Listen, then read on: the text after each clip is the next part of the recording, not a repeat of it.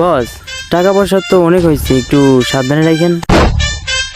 সমস্যা নাই, পোলাপানারও ম্যানেজ করতেছি, টাকা পয়সা উঠানোর ব্যবস্থা করো।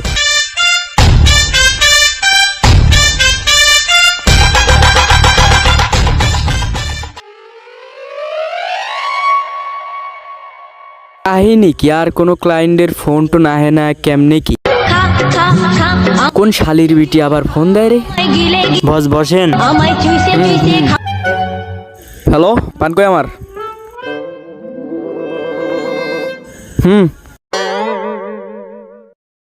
দেখতেছি।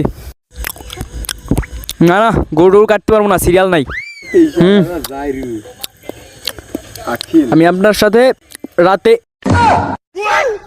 বস বস ওঠেন, ওঠেন বস, বস ওঠেন, বস বস বস বস ওঠেন। বস বসেন। যাদব, বসের চেয়ারে বসো। সরি সরি বস বসেন।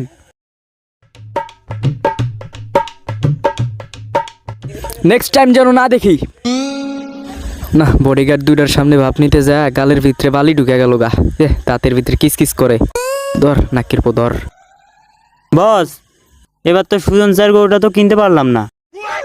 আমি দেখছি এই গরুটা আবার চেষ্টা করে কেনা যায় নাকি।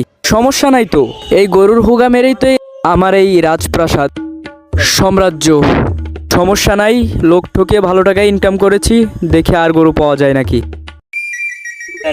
চাচা, গরু কত দিলেন চাচা? গরু তো 1,10,000, তুমি 90 দিও।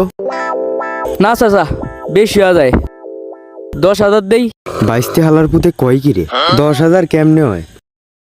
চাচা, এখন হইলো সুদান, সুইজারল্যান্ড সব দেশ থেকে গরু আসতেছে, গরুর দাম কি আর আগের মতো আছে চাচা? আপনি যান, আর 5,000 টাকা বাড়াই দিব, মনে দেওয়া যায়? কি বলো, 15,000 টাকায় কেমনে হয়? এটা কি বিচি ছাড়া গরু নাকি? এই দামে বিক্রি করব না। কাকা, আপনার কথা শুনে আমার বিচি দুইটাই খুলে গেল গা। যাক কাকা, আপনার বিচিও থাক আমার বিচিও থাক, এখন কত হলে দিবেন বলেন? না বাবা, তোমার বিচি খুলে গেলে যাক, কিন্তু আমার গরুর বিচি আমি খুলতে দেব না। বস, অন্য জায়গায় দেখি। না চাচা, ইজ্জত আর রাখলো না।